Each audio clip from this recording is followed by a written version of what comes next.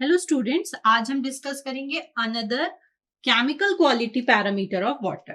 हमने इस यूनिट में देखा कि फिजिकल क्वालिटी पैरामीटर्स क्या होते हैं। देन हमने स्टार्ट किया था केमिकल क्वालिटी पैरामीटर्स, जिसमें हमने अल्कलिनिटी तक कवर किया। एंड अब हम डिस्कस करेंगे हार्डनेस के बारे में। हार्डनेस, तो ये आपको याद रखना है कि हार्डनेस भी क्या है, एक केमिकल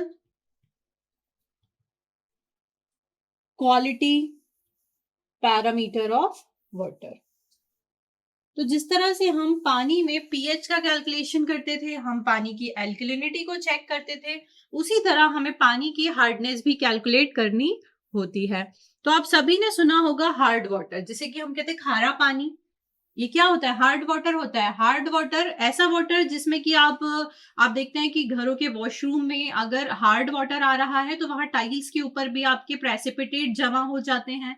आप नल के टैप में अगर आप चेक करेंगे तो टैप में भी आपका प्रेसिपिटेशन फॉर्म हो जाता है, वहां पे भी आपको सफेद जमा हुआ सब्सटेंस दिखाई देता है। तो this is due to the hard water. अगर पानी में हार्डनेस होती है, हार्डनेस अवेलेबल होती है, तो आपको ये सारे कॉल्स फॉर्म होते हुए दिखते हैं। अब ये हार्डनेस क्यों होती है, तो सबसे पहले समझते हैं कि ये हार्डनेस जो है हमारी, इसके क्या क्या रिजल्ट्स हैं। तो आपका सोप का कंजप्शन बढ़ जाता है। अगर हार्ड वाटर आप यूज कर रहे हैं कपड़े धोने के लिए, तो आपको ज्यादा सोप रिक्वायर्ड होता है as compare to the soft water. अगर सॉफ्ट वाटर है तो इजीली क्लीनिंग होती है, सोप की क्वांटिटी कम लगती है, आपका जो झाग प्रोड्यूस होता है वो अच्छे से प्रोड्यूस होता है in the soft water. But whereas आप if you are using hard water, तो आपका सोप का कंजप्शन बढ़ जाता है। इसके अलावा अगर आप हार्ड वाटर के साथ फूड को कुक कर रहे हैं, तो आप देखेंगे कि फूड भी आपको टेस्टलेस लगेगा।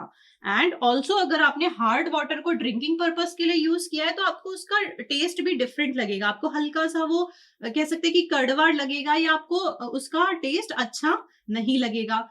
इस तरह से हार्ड वाटर हमारे लिए, हम कह सकते हैं कि हमें हार्ड वाटर स्वीटेबल हमारे लिए नहीं होता। अब इस पानी में ये हार्डनेस क्यों होती है, ये हार्डनेस कहाँ से आती है? तो ये हार्डनेस हमारी होती है due to the salts. Water में जो सॉल्ट्स होते हैं कैल्शियम और मैग्नीशियम के, वो पानी को हार्ड बना देते हैं।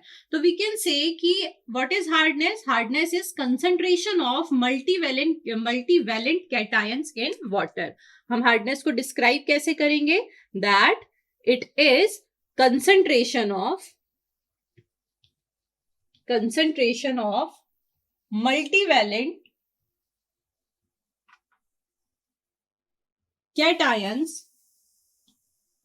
in water। पानी में जो आपके मल्टीवैलेंट कैटायंस का कंसंट्रेशन है, वो क्या प्रोड्यूस करता है? हार्डनेस प्रोड्यूस करता है। अगर हम हार्ड वाटर को चेक करें तो इसमें आपको सॉल्ट्स मिलेंगे, कैल्शियम के, मैग्नीशियम के सॉल्ट्स पानी को हार्ड बनाते हैं। हम बात करें पानी में हार्डनेस हमें दो फॉर्म में मिलती है। फर्स्ट आपका होता है टेम्परेरी हार्डनेस, एंड सेकेंड आपकी होती है परमानेंट हार्डनेस। टेम्परेरी हार्डनेस जो है वो पानी में कार्बोनेट्स की वजह से होती है, इसीलिए टेम्परेरी हार्डनेस को और क्या कहा जाता है? Carbonate hardness.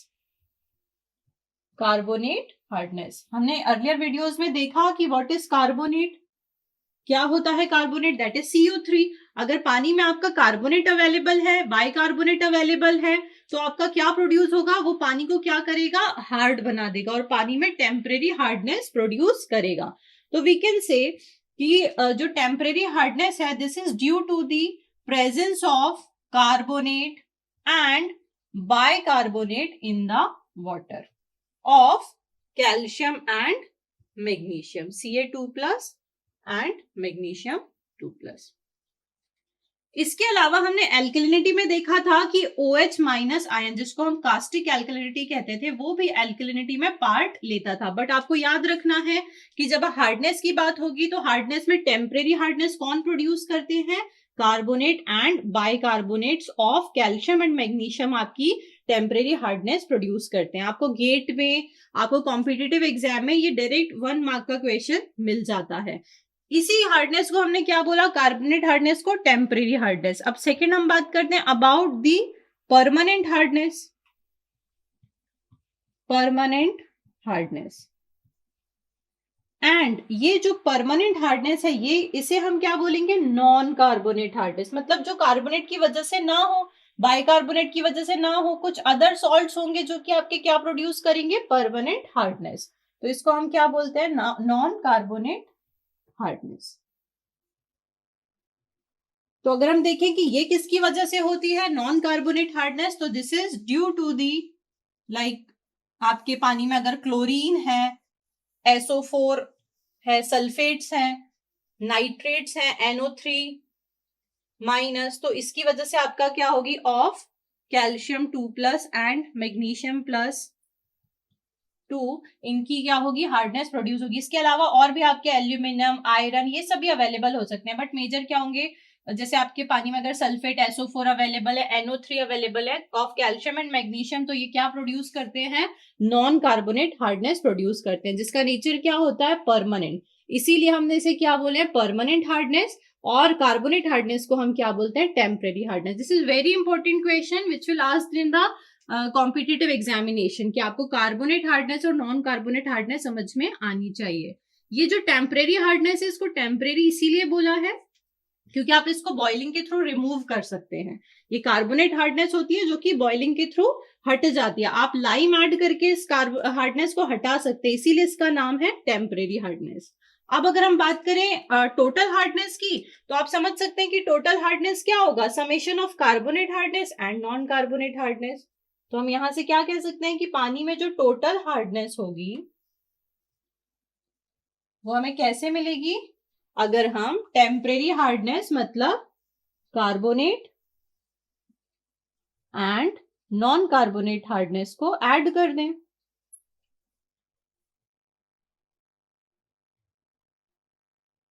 तो हमें पता चल जाएगा कि कितना अमाउंट ऑफ टोटल हार्डनेस पानी में अवेलेबल है। And this formula we will use for the numerical questions also. इसको हम शॉर्ट में कैसे रिप्रेजेंट करते हैं, TH will be equals to carbonate hardness that is C.H and non carbonate hardness that is NCH। तो ये आपको याद रखना है, इसको याद कर लीजिए बिल्कुल कि ये हमारा टोटल हार्डनेस कैलकुलेट करने का फॉर्मूला है। एंड सेकेंड इंपॉर्टेंट चीज, carbonate hardness are due to the carbonate bicarbonate of calcium and magnesium, and non carbonate hardness जिसको हम परमानेंट हार्डनेस कहते हैं, ये हमारे other substance sulphate, NO3 Cl- of calcium and magnesium की वजह से प्रोड्यूस होती है। बात करें एक्सेप्टेबल लिमिट की, हमने सारे केमिकल और फिजिकल क्वालिटी पैरामीटर्स में क्या देखा है, एक्सेप्टेबल लिमिट, परमिजिबल लिमिट। तो हार्डनेस की एक्सेप्टेबल लिमिट होती है, टोटल हार्डनेस जो है हमारी, इसकी एक्सेप्टेबल लिमिट हमारी क्या होती है, 200 मिलीग्राम पर लीटर। मतलब 200 मिलीग्राम पर लीटर अगर पानी में हार्डनेस है तो आप उसको यूज कर सकते हैं। इसके अलावा बात करें डोमेस्टिक सप्लाई के लिए, तो घरों में जो पानी सप्लाई होता है इनकी, इसके लिए अगर हम हार्डनेस चेक करें तो that should be between 70 to 150 milligram. मतलब हम कह सकते हैं कि 150-200 मिलीग्राम से एक्सीड नहीं करना चाहिए डोमेस्टिक सप्लाई के लिए पानी की हार्डनेस। एंड अगर 600 मिलीग्राम से ज्यादा हो गई तो ये कॉज ऑफ रिजेक्शन होता है, मतलब उस पानी को हम इवन ट्रीट भी नहीं करेंगे और यूज तो बिल्कुल भी नहीं करेंगे। Cause of rejection that is 600 milligram per litre. तो this is the limit of hardness जो कि हमें इंडियन स्टैंडर्ड बताता है। अब हम बात करें कि इस हार्डनेस को हम कैसे डिटरमाइन करते हैं। तो जैसे हमने पीएच में पढ़ा था टाइट्रेशन, हमने एल्कलिनिटी को भी टाइट्रेशन के थ्रू मेजर किया, उसी तरह हम यहाँ पर हार्डनेस को भी डिटरमाइन करते हैं बाय द टाइट्रेशन। तो हम लिख सकते हैं कि मेजरमेंट हम कैसे करेंगे, थ्रू दी टाइट्रेशन। अब ये टाइट्रेशन से भी आपको कॉम्पिटिटिव एग्जाम में क्वेश्चन आता है कि टाइट्रेशन के लिए आप कौन सा इंडिकेटर यूज करते हैं जब आप हार्डनेस टेस्टिंग कर रहे हैं। तो आपको याद रखना है कि to hardness of the water can be determined by titration of water sample by किसके द्वारा, 0.1 एम। एम क्या रिप्रेजेंट करता है, मोलैरिटी को। तो 0.1 M EDTA that is eriochrome, sorry, that is ethylene, EDTA is ethylene diamine tetracetic acid, इसका हम use करते हैं किसके लिए? वाटर की हार्डनेस चेक करने के लिए। और कितना हम ले रहे हैं? 0.1 मोलैरिटी का EDTA यहाँ पर हमने यूज किया है। Ethylene diamine tetra acetic acid. And also हम एरिकोम ब्लैक टी इंडिकेटर यूज करते हैं। आपको यहाँ पे पूछा जाए कि इंडिकेटर कौन सा यूज होता है, तो that is eriochrome black T indicator. Indicator क्या बताता है कि कहां पर आपका टाइट्रेशन, कलर चेंज हो जाएगा। इंडिकेटर जैसे ही पानी का कलर चेंज होगा तो आपको बता देगा कि यहां पर आपका टाइट्रेशन कंप्लीट होता है। तो इसको हम एरिकोम ब्लैक टी को EBT से रिप्रेजेंट करते हैं, जो कि हमें बताता है कि पानी का जैसे ही कलर रेड कलर से, जो आपका रेड कलर है ये आपका वाटर में फॉर्म होता है, और टाइट्रेशन जब कंप्लीट होने आता है तो ये चेंज हो जाता है इनटू दी ब्लू कलर। तो इस तरह से आपको ये इंपॉर्टेंट पॉइंट्स है, याद रखना है कि टाइट्रेशन में आपने क्या यूज किया। 0.1 m EDTA सोल्यूशन यूज किया to determine the hardness. Indicator कौन सा यूज किया आपने? EBT इंडिकेटर को यहाँ पे यूज किया है। और वाटर का कलर जो आपका रेड कलर फॉर्म हुआ था वो चेंज हो जाएगा टू द ब्लू कलर। तो यहाँ पर आपको पता चल जाएगा कि आपका क्या हुआ, टाइट्रेशन कंप्लीट हुआ है। नाउ हम बात करें कार्बोनेट हार्डनेस की again, and non carbonate hardness की। तो अगर पानी, अब मुझे पता चल गया, हमने यहाँ पे मेजरमेंट भी कर लिया कि इतनी हार्डनेस वाटर में अवेलेबल है, तो हम इस हार्डनेस को रिमूव कैसे करें? तो रिमूवल के लिए हम यहाँ समझते हैं, फॉर रिमूवल, अगर पानी में सिर्फ आपकी टेम्परेरी हार्डनेस है which is due to the carbonate, bicarbonate of calcium and magnesium, तो आप सिंपल बॉइलिंग से इसको रिमूव कर सकते हैं। ये भी आपका कॉम्पिटिटिव एग्जाम का क्वेश्चन बन गया कि कौन सी हार्डनेस आपकी सिंपल बॉइलिंग से रिमूव होती है। या फिर आप इसमें क्या कर सकते हैं, addition of lime. Addition of lime, lime क्या होता है? दैट इज CaOH ट्वाइस, पानी में आप ऐड कर दीजिए, आपकी टेम्परेरी हार्डनेस रिमूव हो जाएगी। कैसे रिमूव होती है? तो आपने देखा होगा कि कभी आपने पानी को बॉईल किया और अगर हार्ड वाटर है तो उसके व्हाइट व्हाइट प्रेसिपिटेट बन जाते हैं, सरफेस में भी जमा हो जाते हैं और कुछ आपके बॉटम में भी जमा हो जाते हैं। तो इन्हीं प्रेसिपिटेट के फॉर्म में ये जो प्रेसिपिटेट है सेटल हो जाते हैं और इनको हम क्या करते हैं, रिमूव कर देते हैं। बट ये किस केस में होगा? सिर्फ टेम्परेरी हार्डनेस के केस में। अगर आपके पानी में परमानेंट हार्डनेस है, अवेलेबल है, तो आप उसको सिंपल बॉइलिंग से रिमूव नहीं कर सकते। जो परमानेंट हार्डनेस है इसके लिए आपको स्पेशल टेक्निक्स का यूज करना पड़ता है रिमूवल के लिए, सॉफ्टनिंग के लिए, जैसे आपका जियोलाइट प्रोसेस। तो टेम्परेरी हार्डनेस हमने देखा कि हम सिंपल बॉइलिंग, टेम्परेरी हार्डनेस का रिमूवल हमने कैसे किया पानी से? Through simple boiling and addition of lime. मतलब या तो आप बॉइलिंग कर लीजिए या फिर उसमें आप लाइम ऐड करके रिमूव कर सकते हैं। लेकिन परमानेंट हार्डनेस जो है हमारी, वो सिंपल बॉइलिंग से रिमूव नहीं होती। इसके लिए हमें क्या करना पड़ता है? स्पेशल टेक्निक्स अडॉप्ट करनी पड़ती हैं, स्पेशल टेक्निक्स को फॉलो करना पड़ता है। जैसे एग्जाम्पल हम देखें तो जियोलाइट प्रोसेस यूज होती है to remove the permanent hardness. अभी क्या होती है we will discuss in the next videos. अभी हम बात करते हैं कि अब हम देखें कि हमें ये टोटल हार्डनेस कैलकुलेट करनी है, तो हम कैसे करेंगे। तो जैसे हमने एल्कलिनिटी में पढ़ा था कि एल्कलिनिटी को हम in terms of calcium carbonate represent कर रहे थे, उसी तरह हम हार्डनेस को भी in term of calcium carbonate calculate करते हैं। तो हमें आगे से याद रखना है कि जब भी हम टोटल हार्डनेस निकालेंगे of water, total hardness of water, तो हम किसका यूज कर किस टर्म में निकालेंगे? तो हम कैलकुलेट करेंगे in terms of calcium carbonate, CaCO3, which is equivalent of, we can say कि in terms of calcium carbonate equivalent of calcium and magnesium, Ca+2 and magnesium+2 in water. तो अब कैसे निकालते हैं? तो हमने देखा था कि इक्विवेलेंट वेट क्या होता है। तो सबसे पहले हम कैल्शियम का क्या करेंगे, इक्विवेलेंट वेट निकाल लेंगे। जो हमारा कंसेंट्रेशन पानी में आपको गिवन होगा कि इतने अमाउंट ऑफ कैल्शियम है, क्योंकि प्रोड्यूस किससे हो रहा है, carbonate, bicarbonate of calcium and magnesium. तो हम देखेंगे कि कितना कंसेंट्रेशन ऑफ कैल्शियम है, डिवाइड कर देंगे इक्विवेलेंट वेट से, मल्टीप्लाई कर देंगे कैल्शियम कार्बोनेट से। उसी तरह हम क्या करेंगे, अगर मैग्नीशियम की हार्डनेस भी अवेलेबल है तो मैग्नीशियम का हम क्या देखेंगे, गिवन कंसेंट्रेशन कितना है, कितने मिलीग्राम पर लीटर अवेलेबल है, और उसको डिवाइड कर देंगे किससे, मैग्नीशियम के इक्विवेलेंट वेट से, और अगेन मल्टीप्लाई कर देंगे कैल्शियम कार्बोनेट से। तो हमें क्या मिल जाएगी, टोटल हार्डनेस मिल जाएगी। मैंने क्या बोला है कि टोटल हार्डनेस TH कैलकुलेट हम कैसे करेंगे, in terms of calcium carbonate करेंगे। कैसे, तो आपको पता है कि किसकी वजह से हार्डनेस है, तो carbonate and bicarbonate of calcium and magnesium. तो हम सबसे पहले क्या देखेंगे कि कितना पानी में कंसंट्रेशन ऑफ हमारा Ca+2 है। अब क्योंकि हमें ये इक्विवेलेंट में तो गिवन नहीं होगा, तो हम क्या करेंगे, इसको डिवाइड कर देंगे इक्विवेलेंट वेट ऑफ कैल्शियम से, equivalent weight of calcium Ca2+।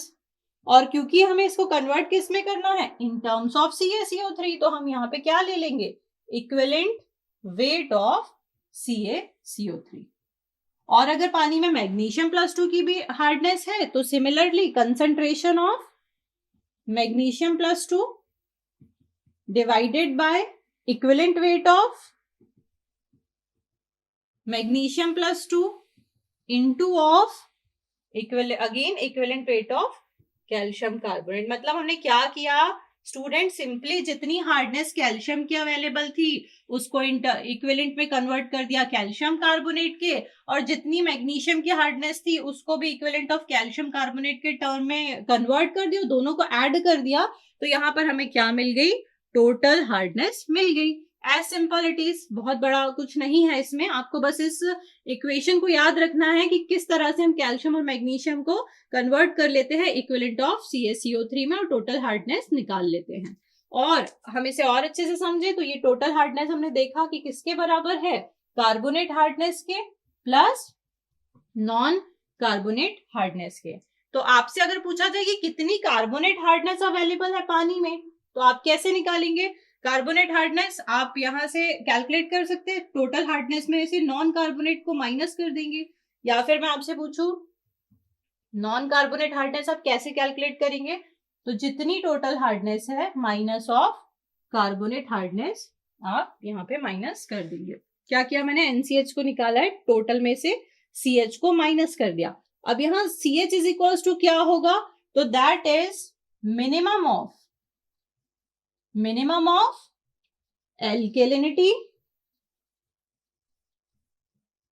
alkalinity and total hardness.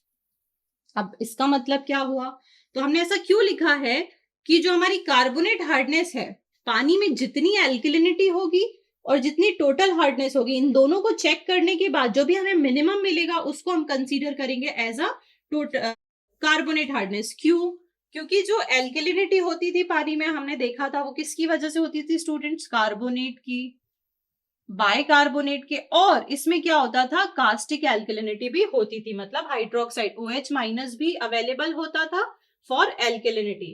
तो जब आप एल्किलिनिटी की कैलकुलेशन करेंगे तो इसमें तीनों चीजें आ गई। टोटल हार्डनेस की आप कैलकुलेशन करेंगे तो टोटल हार्डनेस आपको मिलेगी दोनों के एडिशन से। इसका मतलब कार्बोनेट हार्डनेस जो भी एल्किलिनिटी और टोटल हार्डनेस में से कम होगा वो हमारी क्या होती है, कार्बोनेट हार्डनेस होती है। एग्जाम्पल से समझते हैं, अगर आपको क्वेश्चन में गिवन है दैट, मान लीजिए कि टोटल हार्डनेस है आपको गिवन है 320 मिलीग्राम पर लीटर, हमने कंसीडर कर लिया मिलीग्राम पर लीटर, ये क्या है हमारी टोटल हार्डनेस गिवन है। और आपको बोला है कि उस पानी में एल्किलिनिटी भी है, एल्किलिनिटी कितनी है, एल्किलिनिटी आपको गिवन है 120 मिलीग्राम पर लीटर। मतलब आप समझिए कि एल्किलिनिटी गिवन है तो ये किसकी वजह से होगी, CO3 HCO3 OH-, लेकिन जब टोटल हार्डनेस की बात होगी तो उसमें क्या आएगा, सिर्फ CO3 आएगा और HCO3 आएगा, OH- नहीं होता। इसीलिए यहां पर हम मिनिमम लेते हैं एल्किलिनिटी और टोटल हार्डनेस का एज कार्बोनेट हार्डनेस। तो हमें यहाँ पे गिवन है एल्किलिनिटी कितनी है 120 मिलीग्राम पर लीटर। तो हम दोनों में से मिनिमम वाली क्वांटिटी चेक करेंगे, कौन सी मिनिमम है। हमें दिख रहा है कि एल्किलिनिटी मिनिमम है, तो हम कह सकते हैं कि जो CH है हमारी कार्बोनेट हार्डनेस वो minimum of alkalinity and total hardness है। That means 120 milligram per litre हमारी क्या होगी, कार्बोनेट हार्डनेस होगी। अब हम कैलकुलेट करें नॉन कार्बोनेट हार्डनेस, तो क्या हो जाएगा non carbonate hardness equals to total hardness कितनी थी 323, उसमें से कार्बोनेट हार्डनेस को हम माइनस कर देंगे। 320 में से आपने क्या किया, कार्बोनेट हार्डनेस को माइनस कर दिया। कहाँ है आपका carbonate hardness, this one 120 milligram per litre, और टोटल हार्डनेस में आपका क्या था 320 मिलीग्राम पर लीटर। तो ये आंसर आपका क्या आ गया, that will be equals to 200 milligram per litre. ये आपकी क्या हो गई, नॉन कार्बोनेट हार्डनेस अवेलेबल है। मतलब CO3 और HCO3 की वजह से जो हार्डनेस है that is 120 milligram per litre, और बाकी के जो सॉल्ट्स है आपके अदर सॉल्ट उसकी वजह से जो आपकी नॉन कार्बोनेट हार्डनेस है that is 200 milligram per litre in water. अगर हम इसे और एक बार देखें तो अगर मान लीजिए मैंने आपको बोला टोटल हार्डनेस कितनी है 190 है, ये जस्ट एक एग्जाम्पल है। एल्किलिनिटी आपको कितना है बोला कि 200 मिलीग्राम पर लीटर है। तो आपसे पूछा है कि बताइए कार्बोनेट हार्डनेस कितनी है और नॉन कार्बोनेट हार्डनेस कितनी है। तो कार्बोनेट हार्डनेस क्या है, जो दोनों में से मिनिमम है। एल्किलिनिटी और टोटल हार्डनेस में से मिनिमम वाला कौन सा दिख रहा है आपको, 190 दिख रहा है, 190 मिलीग्राम पर लीटर। तो हमें नॉन कार्बोनेट हार्डनेस कितनी मिल जाएगी स्टूडेंट्स। अब नॉन कार्बोनेट हार्डनेस हम कैसे निकालते थे, दिस वन टोटल हार्डनेस में से आपकी कार्बोनेट हार्डनेस को माइनस करके। तो अब आप यहाँ देख रहे हैं कि टोटल हार्डनेस ही 190 है और कार्बोनेट हार्डनेस हमारी 190 है, तो नॉन कार्बोनेट हार्डनेस कितनी हो जाएगी 0। और ये किस वजह से आ रहा है, तो इस OH माइनस का इम्पैक्ट यहाँ पर आ रहा है, क्योंकि जब एल्किलिनिटी हम निकालते हैं तो OH माइनस भी यहाँ पर इंक्लूड होता है। बट आप जब हार्डनेस कैलकुलेट करते हैं तो that will be due to the CO3 HCO3 salts, right. तो इस तरह से हम हार्डनेस का कैलकुलेशन करते हैं। In the next video we will discuss more questions based on the hardness of water. Thank you.